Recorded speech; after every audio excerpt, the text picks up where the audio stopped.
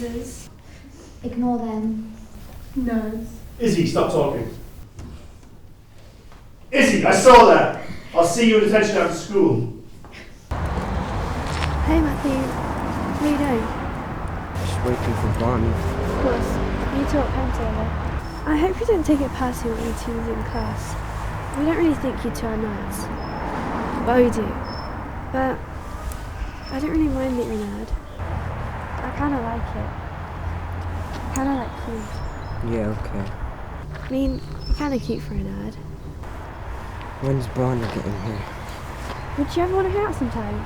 I'm not sure I'm into girls. You mean you're gay? I didn't say that. Whatever.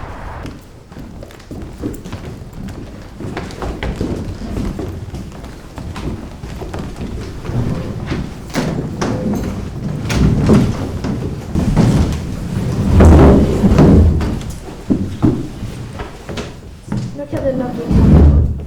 No kissing in class, boys. I'm sorry. It's fine.